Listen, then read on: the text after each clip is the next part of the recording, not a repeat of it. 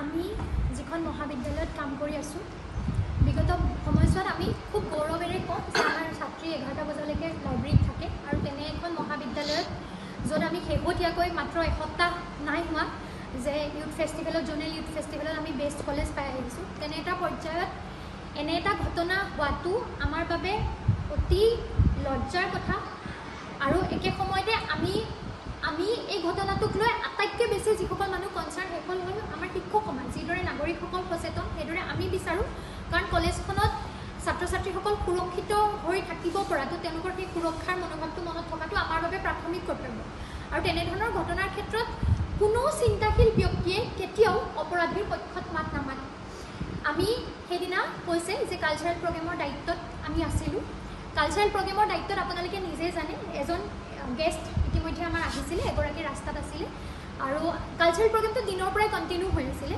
Back stage মেনেজমেণ্টত মই যেতিয়া আছোঁ প্ৰত্যেকজন নতুন নতুন ষ্টুডেণ্ট আছে গতিকে বাহিৰত কি ঘটি আছে মাইকৰ চাউণ্ড মিউজিকৰ চাউণ্ডৰ মাজত বেলেগ ক'ত কি হৈ আছে তাত নাজানে আৰু যিখিনি ষ্টুডেণ্টো বেক ষ্টেজত আছিলে তেওঁলোক অলৰেডি কালচাৰেল প্ৰগ্ৰেম কৰিবলৈ আহি ৰেডি হৈ থকা ষ্টুডেণ্ট গতিকে আমি গম নাপাওঁ তাৰ মাজত GS আহি এবাৰ প্ৰগ্ৰেমটো বন্ধ কৰিছে কিন্তু GS যেতিয়া বন্ধ কৰিছে কৈছে অলপ সময়ৰ বাবে বিৰতি লৈছোঁ তাৰপিছতে সকলো লৰ মাৰিছে আপোনালোকে চাবও পাৰে হয়তো ভিডিঅ' ওলাব কিহৰ বাবে বিৰতি লৈছোঁ কোৱা নাই বেক ষ্টেজত গৈ সুধিছোঁ কোনোবাই কৈছে যে আমাৰ ল'ৰা এজন পুলিচে লৈ গৈছে নেকি গতিকে পুলিচে ল'ৰা এজন লৈ যোৱা ঘটনা সন্মুখত কলেজৰ ইলেকশ্যন আহি আছে এটা ফ্ৰেচাৰ্ছ হৈ আছে হ'ব পাৰে তাৰ কাৰণে আমি কালচাৰেল প্ৰগ্ৰেমটো বিৰতি ৰাখিম নে নাৰাখিম এই সিদ্ধান্তটো ল'ব নোৱাৰোঁ প্ৰথম মুহূৰ্তত মই প্ৰিন্সিপাল ছাৰক যোগাযোগ কৰিব চেষ্টা কৰিছোঁ তেওঁ প্ৰিন্সিপাল ছাৰক কথা পাতিবলৈ আহিছে আৰু প্ৰগ্ৰেমটো আমি কণ্টিনিউ কৰিছোঁ কাৰণ ছাৰেও তেতিয়ালৈকে সবিশেষ গম পোৱা নাই জাষ্ট ইনফৰমেশ্যন হয়তো পাইছে যদিও কমিউনিকেশ্যন যিহেতু কালচাৰেল প্ৰগ্ৰেমৰ মাজত ফোন কৰিছোঁ প্ৰগ্ৰেমটো কণ্টিনিউ ৰখা কিবা হ'লে আমি আলোচনা কৰি জনাইছোঁ সবিশেষ হৈছে তাৰ মই প্ৰগ্ৰেমটো চলাই থাকোঁতে আৰু দুজনমান ল'ৰা আহিছে কলেজৰ হয়তো নহয় তেওঁলোকে আহি মোক কৈছে যে প্ৰগ্ৰেম আপোনালোকে বন্ধ নকৰে কিয় প্ৰগ্ৰেম বন্ধ কৰিব লাগিব বুলি কৈছে মই কৈছোঁ যে প্ৰগ্ৰেম যদি বন্ধ কৰিব লাগে প্ৰিন্সিপাল ছাৰ এতিয়ালৈকে কোৱা নাই তোমালোকে প্ৰিন্সিপাল ছাৰৰ লগত কথা পাতা যেতিয়ালৈকে নকয় মই প্ৰগ্ৰেম ইয়াত বন্ধ কৰিব নোৱাৰোঁ এনেকৈ বুলি কৈ তেওঁলোকক পঠাইছোঁ কিন্তু তেওঁলোকক কিয় একো কোৱা নাই জাষ্ট দাবী কৰিছে আৰু খুব উগ্ৰভাৱে গৈ প্ৰগ্ৰেম বন্ধ কৰিব লাগে বুলি হুলস্থুল কৰিছে তাৰ 5 মিনিটমানৰ পাছতে এওঁ মোক মেছেজ কৰিছে যে কিবা ছোৱালী এজনীৰ কেছ এটা হৈছে আমি ছোৱালীজনীক যোগাযোগ কৰিব চেষ্টা কৰি আছোঁ থানাৰ পৰা সবিশেষ ল'বলৈ চেষ্টা কৰি আছোঁ জনাই আছোঁ আমি মিটিং হৈ আছে আমাৰ ইয়াত আমাৰ কলেজৰ এখন ছেক্সুৱেল হাৰাছমেণ্ট কমিটি আছে প্ৰিন্সিপাল ছাৰ আৰু তেখেতসকলে আলোচনা কৰি আছে সেই মিটিংখন হৈ থকাৰ সময়তে সকলোৱে সিদ্ধান্ত লৈছে যে থানাত যাব কথা বতৰা পাতিব তেনে সময়তে প্ৰায় 100জন বহুত মানুহ কিমান মানুহ মোৰো হিচাপ নাই যিটো সময়ত উঠি আহিছে ষ্টেজলৈকে মই ষ্টেজত নাই ল'ৰা এজনে গান গাই আছিলে সেইটো ভিডিঅ' আপোনালোকে দেখিব ছ'চিয়েল মিডিয়াত ল'ৰা এজনে গান গাই থকাৰ মাজতে উঠি আহি মাইকটো লৈ লোৱা গৈছে মই বেক ষ্টেজত আছোঁ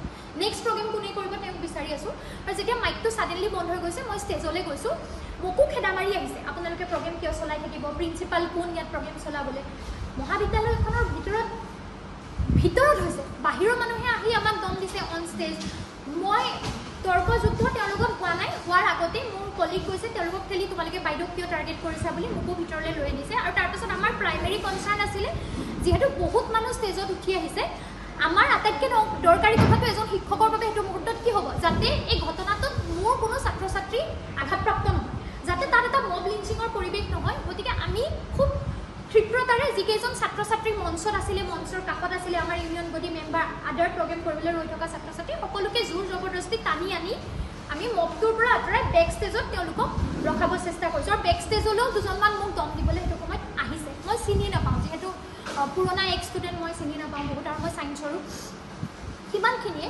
তাৰপাছত আমি থানালৈকে আমি দুইগৰাকীয়ে গৈছোঁ ছোৱালীগৰাকীক লগ কৰিবলৈ কিন্তু যিহেতু মোক অলৰেডি দুবাৰমান তেনেকৈ ধমকি দিবলৈ আহিলে তেওঁলোকেও মোক ক'লে যে মই থানাৰ ভিতৰত সোমোৱাটো উচিত নহ'ব সেইটো মুহূৰ্তত কাৰণ বাহিৰত বহুত হিউজ ক্ৰাউড জমা হৈ আছিলে গতিকে এওঁ থানাব গ'ল তাৰ পাছত এওঁ যিখিনি মন্তব্য কৰিব লগা আছে সেইখিনি কৰিলে তেওঁ গাড়ী ভাঙি দিবলৈ মোটামুটি চেষ্টা কৰা হৈছে প্ৰিন্সিপাল ছাৰৰ গাড়ী ঢকিয়াই তেওঁ নামি আহিবলৈ বাধ্য কৰা হৈছে তাৰপাছত আমি সেইদিনা ৰাতি একেলগে থাকিব লগা হৈছে থাকিবলৈ ভয় লগা এটা পৰিৱেশ আজি য়শিকো বাইলুং আমাৰ যোৰহাটৰ এজনী আহোম সম্প্ৰদায়ৰ খিলঞ্জীয়া অসমীয়া ছোৱালী গোৱালপাৰাত যোৱা 5 বছৰ আছে য়শিকো বাইলুঙে নিজে কৈছে 5 বছৰত য়শিকো বাইলুঙে কোনোদিন গোৱালপাৰা মোৰ বাবে ছেফ নহয় বুলি ভাবিবলগীয়া পৰিৱেশ এটা হোৱা নাছিল সেই ছোৱালীজনী পিছদিনা গোৱালপাৰা এৰি যাবগৈ লাগিব নেকি বুলি ভয় খাইছে আজি DC ছাৰৰ ওচৰত গৈ তাই কান্দি দিছে যোৱা যোৱা কেইটাদিন তাই বহুতবাৰ কান্দিছে আৰু কৈছে যে মই সুৰক্ষিত হয়নে নহয়, ইয়াত মোৰ সুৰক্ষাৰ দায়িত্ব কোনে ল'ব। মই জ্ঞানশ্ৰী বৰা, মোৰ ঘৰ গোলাঘাটত। মই যোৱা 2 বছৰ 2.5 বছৰ যোৱা 2023 জুনৰ পৰা গোৱালপাৰাত আছোঁ আৰু বুকুত হাত থৈ কওঁ, যোৱা 23 জুনৰ পৰা আজিলৈকে মই এটা মুহূৰ্তৰ বাবেও গোৱালপাৰা থাকিবলৈ ভয় লগা পৰিৱেশ মোৰ বাবে হোৱা নাই, ভয় কৰিব লগা হোৱা নাই। কিন্তু শনিবাৰৰ দিনটোত আমি কলেজ সোমাবলৈ আহিবলৈ ভয় কৰিব লগা হৈছে। আমাক কলেজৰ ফেকাল্টি গৈ গাড়ীত ভৰাই পিছ গেটেদি লৈ আনিব লগা হৈছে, কিজানি আমাক ক্ৰাউডে আক্ৰমণ কৰিব। আৰু সামাজিক মাধ্যমত ইমানেই বেছি চূড়ান্ত অশ্লীলভাৱে আমাক টাৰ্গেট কৰা হৈছে। কিয়? কাৰণ আমি আমাৰ ডিউটি কৰি আছিলোঁ এজ কলেজ টিচাৰ। আমাৰ ওপৰত সেইদিনা কালচাৰেল ফাংচনটোৰ দায়িত্ব দিয়া হৈছিলে, আমি ডিউটি কৰি আছিলোঁ আমাৰ দায়িত্ব। আৰু আমি কি হৈছিল সময়ত গম নাপালোঁ। আৰু যেতিয়া গম পাই যিকোনো মানুহকে কোৱা হয় যে কলেজত ৰেপ হৈছে, যিকোনো মানুহৰ প্ৰথম ৰিয়েকশ্যনটো কি থাকিব? কি কলেজত ৰেপ হৈছে নেকি? কেতিয়া? কোনে কৰিলে? এনেকুৱা ধৰণৰ কিছুমান প্ৰশ্ন যিকোনো মানুহে সুধিব। আপোনাৰ ঘৰতো যদি কোনোবাই কয়, আপোনাৰো প্ৰথম ৰিয়েকশ্যন সেইটোৱে থাকিব। কিন্তু মই স্পষ্টভাৱে ক'ব খোজোঁ, ডক্টৰ য়চিকো বাইলুং বা মই, আমি নিজে দুয়োগৰাকীয়ে ছোৱালীজনীৰ এই কেছটোত পুলিচত ষ্টেটমেণ্ট দিছোঁ আমাৰ।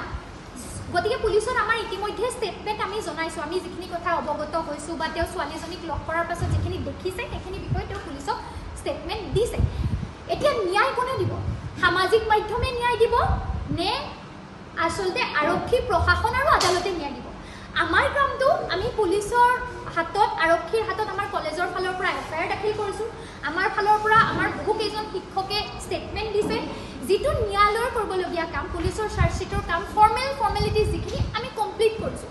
আৰু তাৰ পাছত সামাজিক মাধ্যমত আমাৰ ওপৰত এলিগেশ্যন লগোৱা হৈছে যে আমি ছাপোৰ্ট কৰিছোঁ, আমি ঘটনাটোৰ এগেইনষ্টত গৈছোঁ। আৰু তাৰ পাছত কিমান অশ্লীল গালি গালাজ আপোনালোকে নিজে দেখিছে। মোৰ প্ৰশ্ন স্পষ্টকৈ মই সুধিব খোজোঁ, যদি কোনো ব্যক্তিয়ে এগৰাকী ছোৱালীৰ লগত হোৱা নিৰ্যাতনৰ ন্যায় বিচাৰিবলৈ গৈ সেইখন মহাবিদ্যালয়ৰ অধ্যাপিকাক অশ্লীলতাৰ সীমা চেৰাই যোৱাকৈ কথা কয়, তেন্তে তেওঁলোকে নাৰীক সন্মান কৰিবলৈ শিকিছেনে?